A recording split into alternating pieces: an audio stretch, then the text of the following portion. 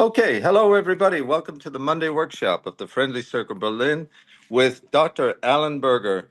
And Alan is concluding his year-long series on emotional sobriety and the 12 steps. And we're really grateful to have Alan back for 2026. He'll be back with us regularly throughout the year, and we'll be letting you have all the information about that as soon as we get him on the schedule. So, so we're up to step 12 in this series.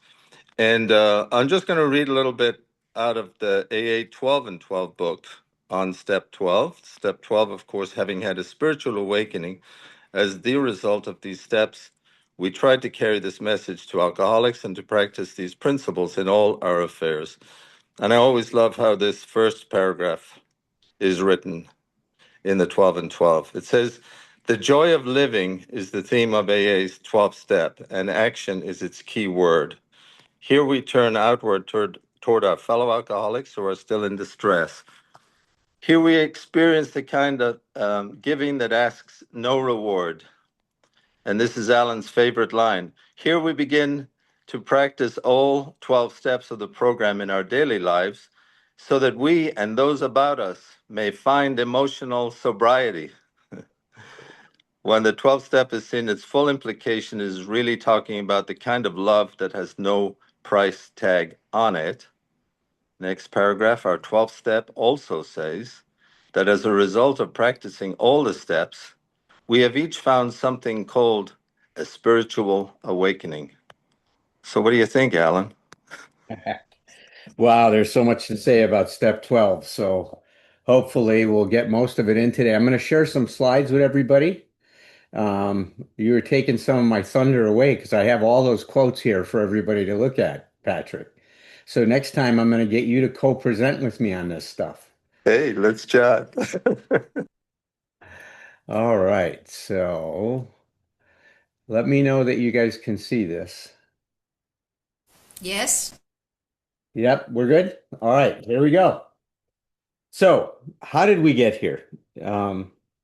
As Patrick just shared with you, it's the best known secret in the program that the outcome of working the 12 steps is first obviously to achieve abstinence, right? So physical sobriety, we call it, from whatever your addiction is.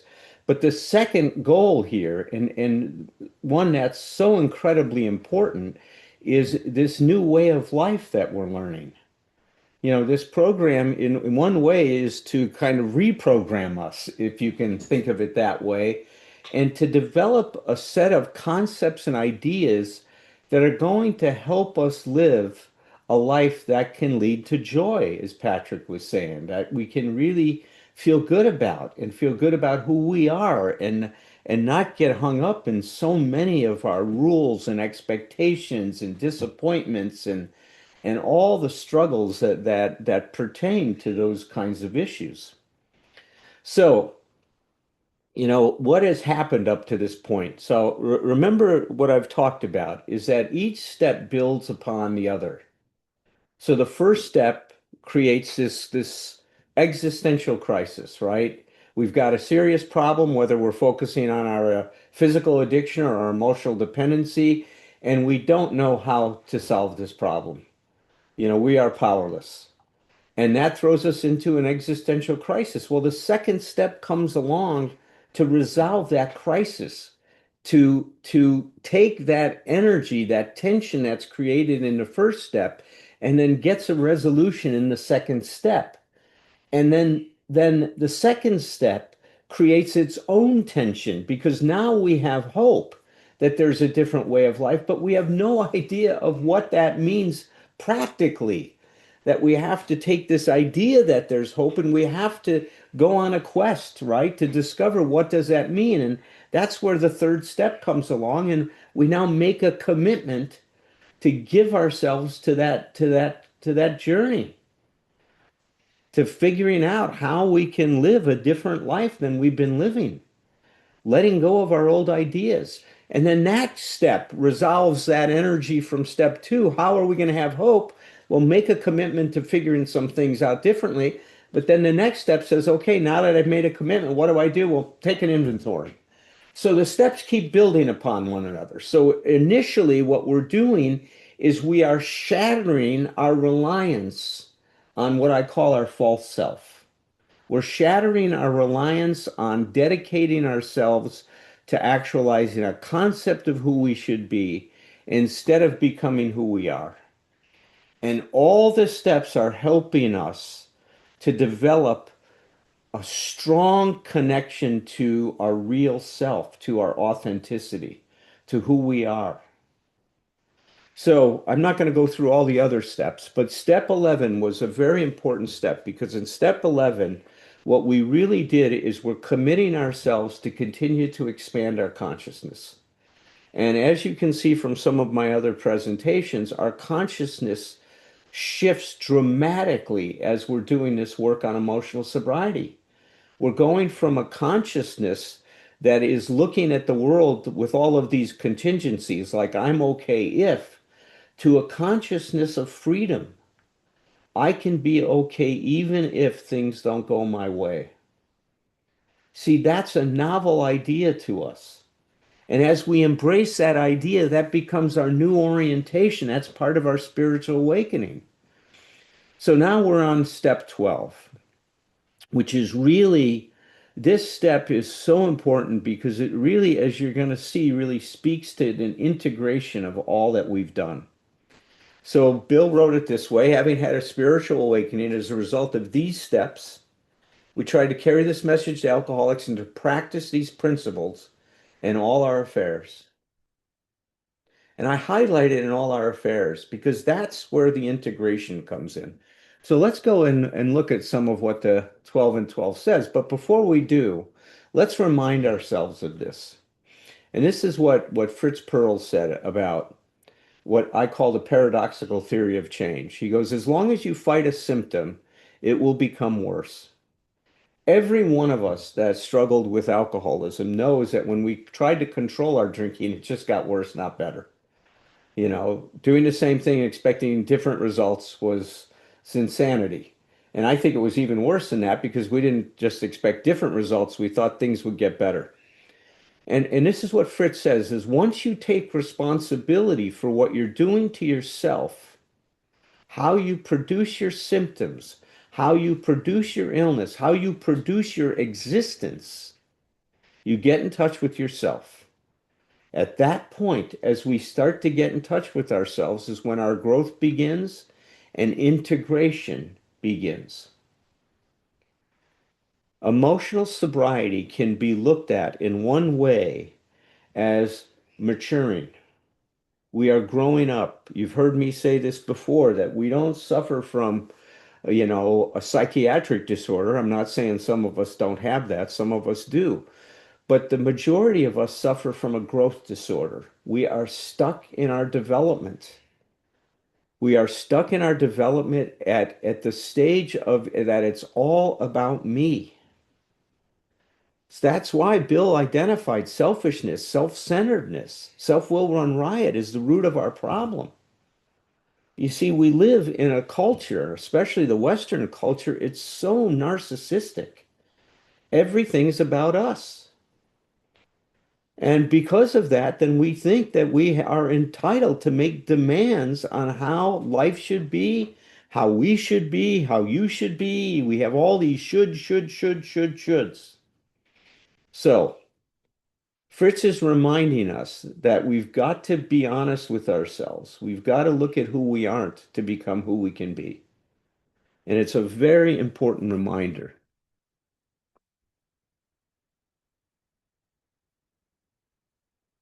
So, as Patrick mentioned, this is where Bill proclaims that our goal of working this program is the discovery of emotional sobriety.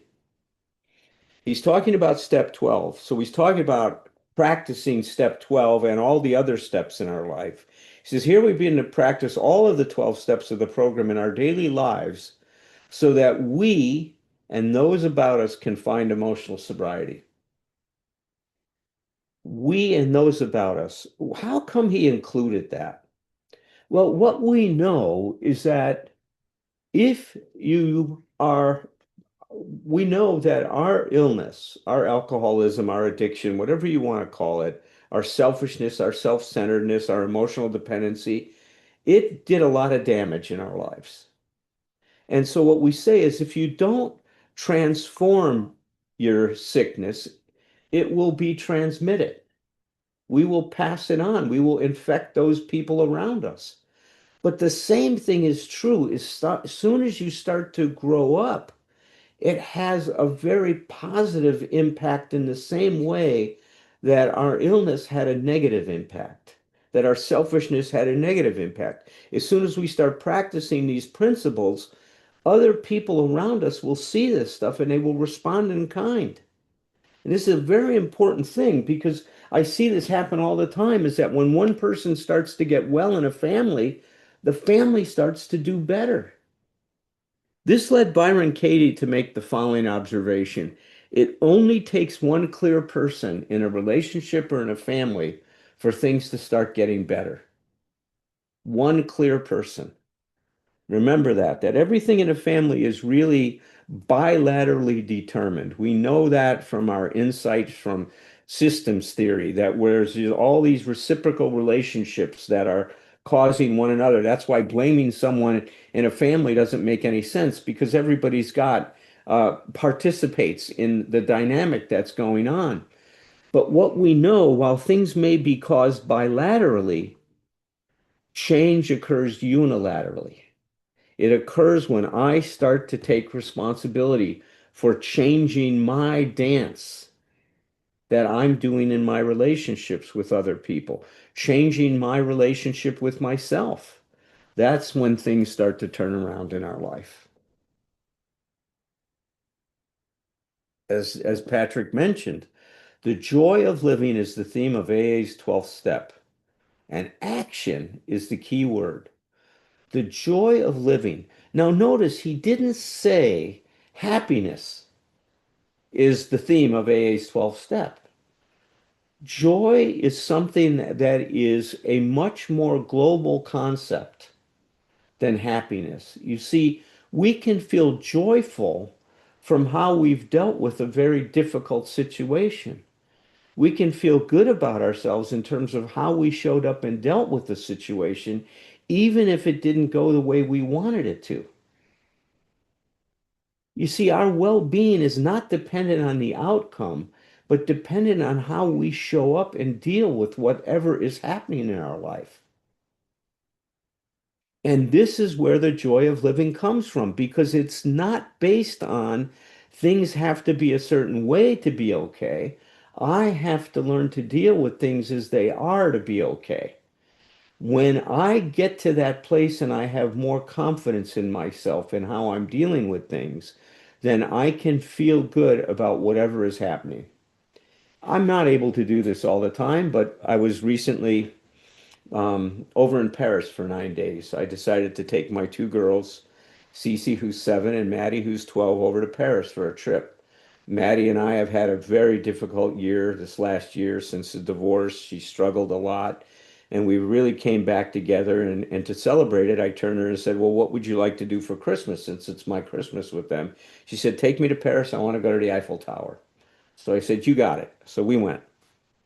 We were there 9 days. So, I'm having all these plans and doing these tours and being able to take them and educate them about all these things in Paris. And we got off to a great start. We went to the Eiffel Tower.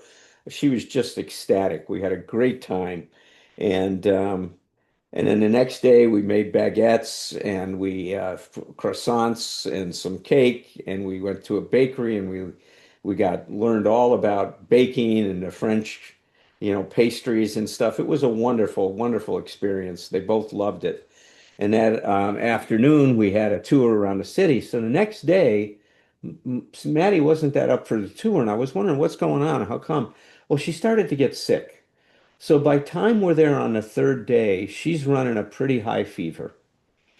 And so she just stayed home the next day. Cece and I went and had a tour at the Louvre, but then Cece got sick.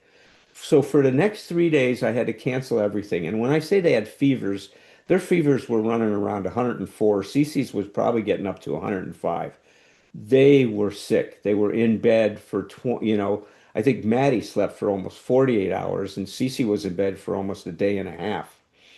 And I'm there, and once again, I'm confronted. This is not what I expected this trip to be.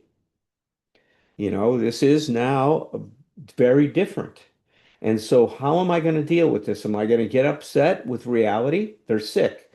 If I get upset with reality, start objecting to it and start complaining about how this is ruining the trip, what are they going to feel? Like I'm somehow ruined this trip because of who I am. And all I am is sick. I've done nothing like to be responsible for that. This has happened to me. So I was able to get a handle on that real quick. I didn't get upset about what was going on. Instead, I took this as an opportunity to show them both how much I loved them and cared for them. And I really spent time nurturing them, nourishing them, going out and getting soups and ramen and trying to take care of them, going to the pharmacy, bathing my little one in some ice water to bring her temperature down. And for the next 3 days, I gave them an experience that a man can be loving and nurturing. And when we ended the trip, I felt that this was a great trip. It was an opportunity for me to be with them in a certain way. It didn't depend on what was happening. And I want you to hear that. It depends on how I was dealing with what was happening and looking for an opportunity to express myself, my real self in that situation. And I felt great about it, and they did too. Neither one of them complained about being sick during the trip. They were able to spend time and sleep and get the rest they needed.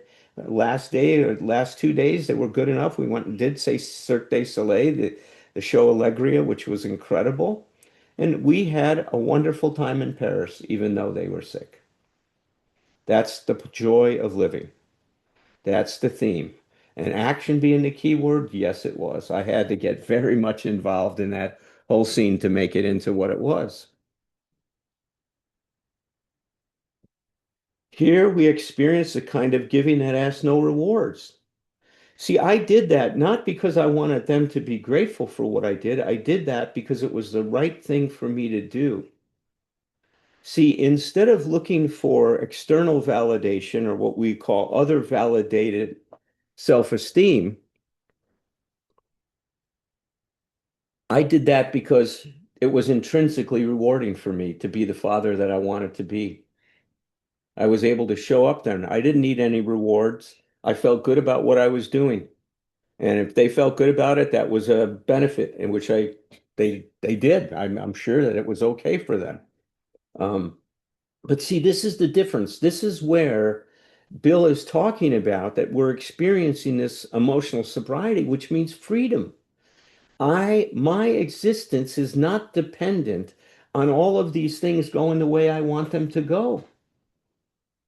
We are on a path of liberation. We are cutting all these strings that make me dependent on how things are happening to be okay. And instead, I'm staying grounded in who I am and trying to live according to my values. And that's what makes me feel good about myself.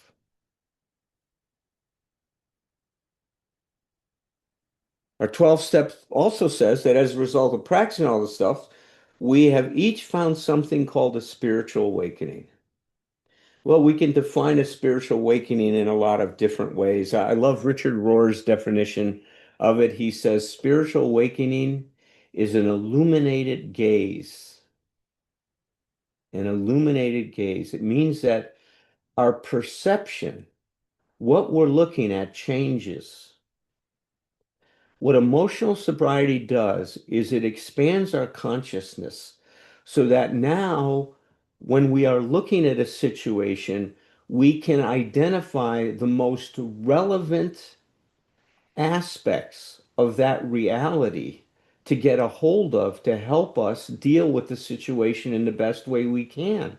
Instead of looking at what it's not, we see what it is, and we look for an opportunity to be able to get a hold of something that can help us deal with that situation in the best way possible. We know that consciousness determines how we perceive reality. I showed you guys the experiments that Piaget did with kids, right? He looked at especially the age of children between 2 and 7 that have what are called pre-operational thinking, that their mind, their cognitions have not developed to the point where they have what's called object constancy. So what that means is if there's two beakers, two glasses set in front of a child with the same amount of fluid in it, and the asks the children, do these glasses have the same amount of juice or are they different? Well, their juices level is the same in the two glasses. So the child says they're the same. The examiner then pulls over a beaker that's taller than one of the other glasses, and takes one of the glasses and pours the fluid in that beaker. And now, because it has a different dimension to it, the juice level is this high, whereas the juice level in the glass is this high. The examiner there says, now, do these two have the same amount of juice, or are they different? Between the ages of 2 and 7, the child will say that the glass with the glass that is taller has more juice. Why does the child say that? Because the child is using the size of the glass to determine which one has a greater amount of juice. They are not seeing the most relevant dimension of reality because they can't. The same thing happens with our emotional development. If we are stuck in our development, we will look at situations and take it very personally. We will see what that situation reflects about who we are rather than seeing reality as it is. This makes it very difficult to deal with a situation when it is not what we want it to be. That's the heart of our problem. And that is exactly what emotional sobriety is aiming at to help us grow ourselves so that we can expand and change our consciousness so that we can see things as they are, not as a reflection of us. Very important. Spiritual awakening is having this illuminated gaze. It's looking at the situation in a very different way, like I did when I was in Paris. And if you read my book, 12 Essential Insights, I share several other examples in there where I had the same experience.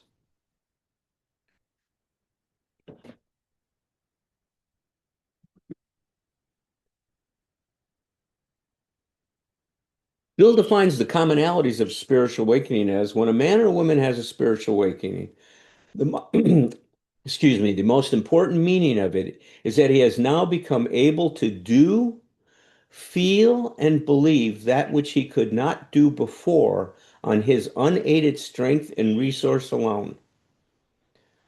He has been granted a gift which mounts to a new state of consciousness and being. He has now become able to do, feel, and believe that which he could not do before. Meaning, when we looked at the world as a reflection of us and what we needed, that all we could do is react to the situation when it wasn't the way we wanted to.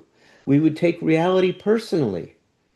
As we let go of this false self that was based on emotional dependency, and we become our real self and find a real strength, we unhook ourselves from what is happening and are able to see reality as it is so we can cope with it very differently. We can find a real strength, not the strength that comes from trying to have power over and manipulate things and make situations, try to demand, pound a square peg into a round hole, so to speak. We can learn to deal with life as it is, to flow with the current rather than fight and swim against it. That's the gift that we receive as we do this work. We quit fighting people, places, and things. He finds himself in possession of a degree of honesty, tolerance, unselfishness, peace of mind, and love, of which he had through himself been quite incapable of. What he has received is a free gift. It's not free, by the way. You have to work your ass off to get it. By the way, there is a price that must be paid. It's a lot of work to get here. Trust me, all those steps demand a lot of us in terms of looking at stuff that we need to deal with. And yet, usually, at least in some small part, and it's no small part, in my opinion, he has made himself ready to receive it. See, we have to do the work if we're going to get the grace. We have to make ourselves ready. Think of all of the self's 12 steps as preparing us for the gift of emotional sobriety. That's why we do all the work of taking an inventory, taking responsibility for ourselves, seeing what we've done to create the existence we have, looking at our emotional dependency. These are challenging things that most people do not do. Scott Peck called it the road less traveled.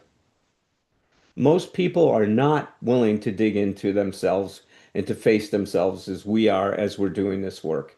And if you do it, there's a big payoff. There's no question. Sometimes as you're doing it, you're wondering when will it ever pay off, but it will.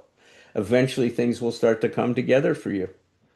And as we're promised, we'll know how to deal with situations that were baffled us before. We'll almost know intuitively how to deal with that. There was no question what I had to do when I was in Paris. Instead of feeling sorry about myself.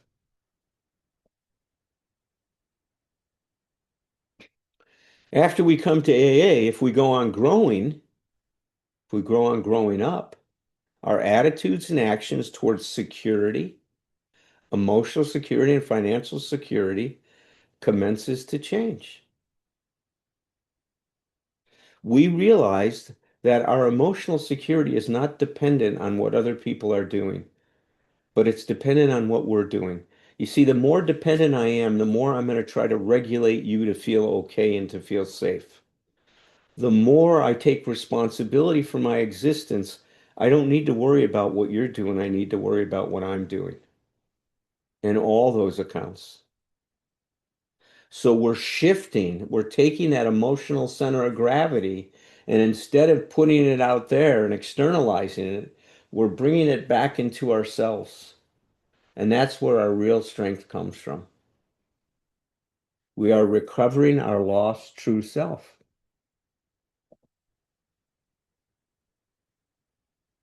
Our demand for emotional security, for our own way. See, we used to think that if things went our way, we would be okay. Had constantly thrown us into unworkable relationships with other people and also with ourselves, by the way. Though we were sometimes quite unconscious of this, the result had always been the same. Either we tried to play God and dominate those about us, right? Power over, or we insisted on being over dependent upon them. The result was always the same. It was going to blow up. It wasn't going to work because it had to do with uh, it had to do with everything being the way we want it. It's about me, me, me, me, me. And that's never going to work as a way of living your life.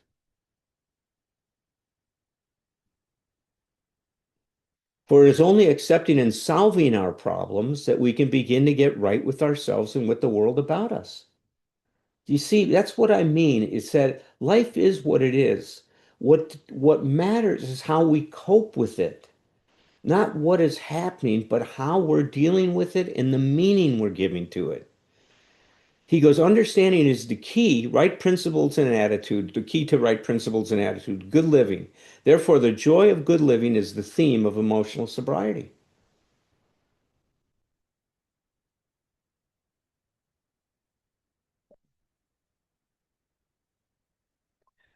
True ambition is the deep desire to live usefully.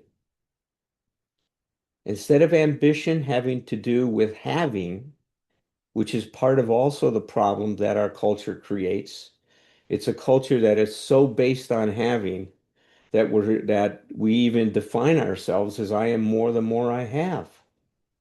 And that's where we're so out of balance. There's nothing wrong with having as long as it's balanced with being. And that's what Bill is saying here. True ambition is a deep desire to live usefully, to being in this world, to being in relationship to this world, and being in relationship in this world where we're making a difference. That's the gift of emotional sobriety.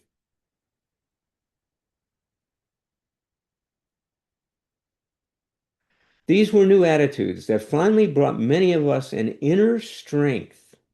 I call it our real strength and peace that could not be deeply shaken by the shortcomings of others or any calamity not of our own making. We talk about emotional sobriety as creating an unshakable foundation. Now, that's ideal. Of course, we're all going to get knocked off balance. But emotional sobriety is learning how to regain that balance. That real strength comes from our focusing on what we can really control, which is our attitude and the effort we give and how we deal with a situation, not what is happening.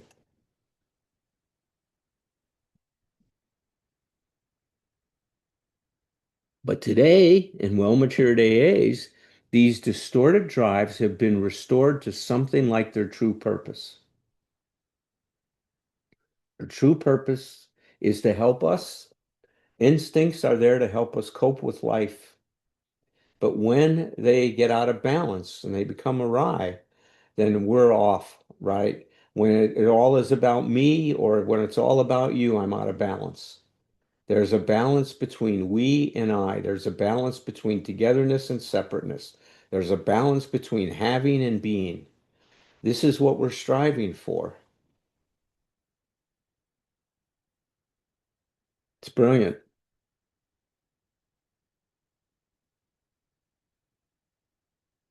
We no longer strive to dominate or rule those about us in order to gain self-importance. We let go of that. It's not all about me. We no longer seek fame and honor in order to be praised, other validated self-esteem. We do what we do because it's the right thing to do.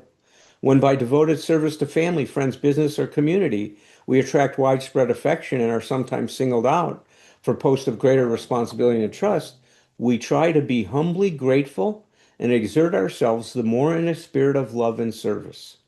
True leadership, we find, depends upon able example and not upon vain display of power and glory. We become a true leader of men and women.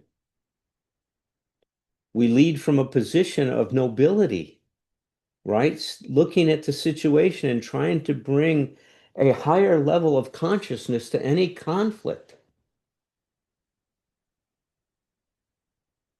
It's an incredible transformation from being so self-centered and selfish.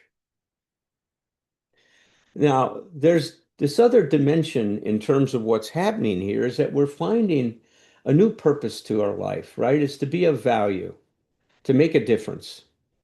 Viktor Frankl, who wrote Man's Search for Meaning, talked about it in this way. He says, true meaning of life is to be discovered in the world rather than within a man or his own psyche. He says, I've termed this constitutive characteristic the self-transcendence of human existence, meaning to go beyond it's all about me syndrome, right? He says it points to the fact that being human always points and is directed to something or someone other than oneself. The more one forgets himself by giving himself to a cause to serve or another person to love, the more human he is and the more he actualizes himself. All of the 12 steps are helping us become what we can be. There was one author who in at Hazleton hired to write a book about self-actualization in the 12 steps. And from his perspective, and I think he was right about it, you can look at the steps as helping us actualize our true potential. And this is a dimension of who we are, is to be able to act for others without being selfish, to be able to be self-concerned without being selfish, to act for ourselves without being selfish, and to give ourselves to other people without losing ourselves. See, that's what we're doing here. We're being grounded in a whole different perspective and reality. That's the spiritual awakening that we've had.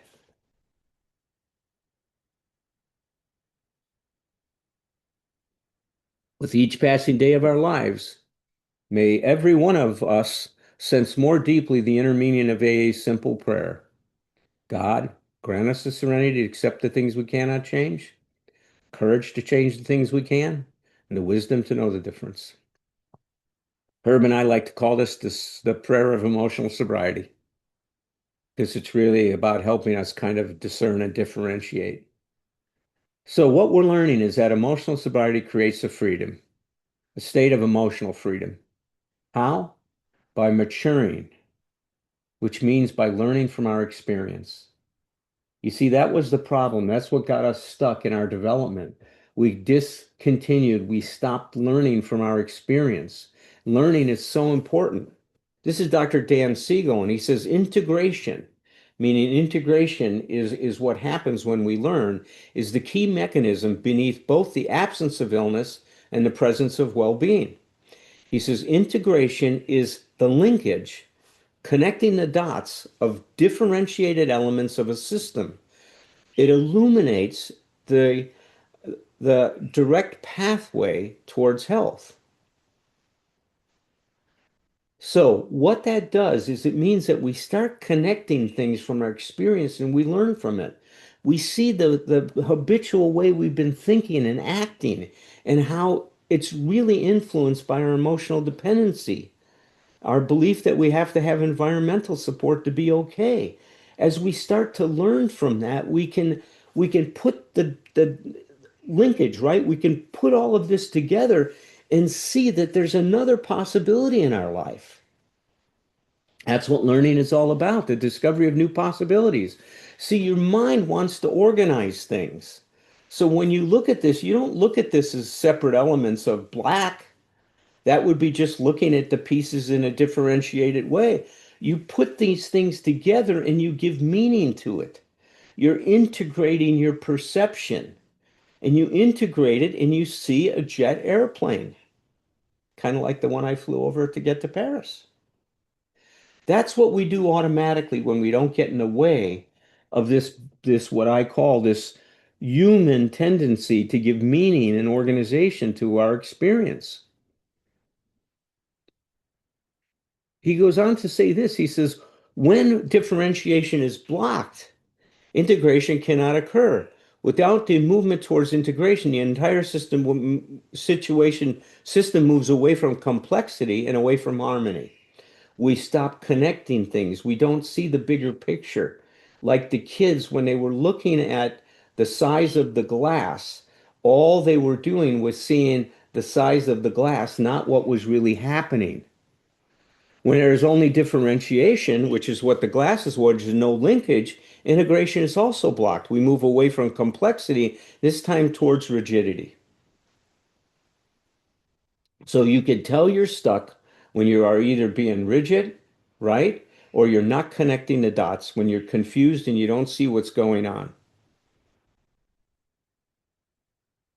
So learning from our experience becomes so important. So we're going to run through this real quick, and we'll stop in about 15 minutes and answer some questions. I do have to leave at about 10 to 3 today. But so what we've learned and what we see is that the landscape of emotional sobriety shows us that we learn to navigate the inner experience or the inner landscape of our life. This becomes very important. We start to have a very different relationship with ourselves. We start to be able to support ourselves and to, you know, encourage, our full expression of who we are. We experience a renewed sense of power to manage life, which means to manage ourselves, not life, but to manage ourselves. There's a separation from the big lie, meaning that things don't have to go our way to be okay. We can be okay no matter what is happening. Old triggers no longer have the power to control our lives. We don't let other people's limited perceptions of us define us. Our mistakes don't define us. It's how we deal with them. New behavior and patterns begin to emerge slowly. You can hear that in the theme of what Bill is saying when we start to integrate all these steps into step 12. These become realistic alternatives to the old self-destructive patterns driven by our emotional dependency and selfishness. When our behavior and emotions and intents are congruent with our values and standards, you could tell how healthy you are emotionally by how congruent you are. Being cautious that we don't give away our emotional center of gravity. We protect that. We focus on learning from our mistakes, learning from our experiences, not beating ourselves up. We develop an appropriate and honest relationship to reality. We strive to live a life free of shoulds, musts, and have tos. We begin to live life by our new truth rather than the old lie. Till we let go of old ideas, the result is new. We realize that if nothing changes, then nothing will change. Life still will have its peaks and valleys, but we have a better sense of what we are dealing with and how to cope with reality, especially when we are disappointed when things don't go our way or the way we think they should. We strive to surrender our unreasonable expectations and accept life as it is. Blame becomes irrelevant and is negligent in our consciousness. Instead, we focus on the meaning of what has happened and the best way to cope with it. We wake up realizing that we have been in a trance. We've been asleep at the wheel. A spark in our soul ignites a renewed interest in ourselves and in our lives, and in discovering new possibilities in our relationship with ourselves, with others, and with life itself. We strive to have an appropriate balance and coordination of all of what we are. And we view trouble and conflict as an opportunity to create a deeper connection with ourself and our partner. We pressure ourselves to change rather than pressuring everyone else to change to meet our needs or expectations. We act for ourselves without being selfish. We act for others without losing or erasing ourselves. We don't blame others for our discontent. We try to pause when we are upset and search for the best possible response amongst many possibilities. And because we know that love is empathic responding, we strive to deepen and cultivate our capacity for empathy. When we are wrong, we promptly admit it and we attempt to repair the damage we have done, and we focus on learning from our mistake. We find a new way of discussing difficult and tense situations without alienating our partner. Personal language becomes the cornerstone of our communication, focusing on what we want or like or what we will or won't do. Recovery from the conditional. Wow. It's amazing when you start reviewing all this stuff that's happened. This is the way that Brandon talks about it. He goes, integrity is the integration of experiences. He says it's an honest and appropriate relationship with reality, attitudes, convictions, standards, beliefs, and behavior. When our behavior is congruent with our professed values, when ideals and practice match up, we have integrity. Takes a lot of work to get there. A lot of work to get there. So here we come to the ending of this discussion. At sobriety, Bill says sobriety is only the very beginning. It's only the first gift of the first awakening.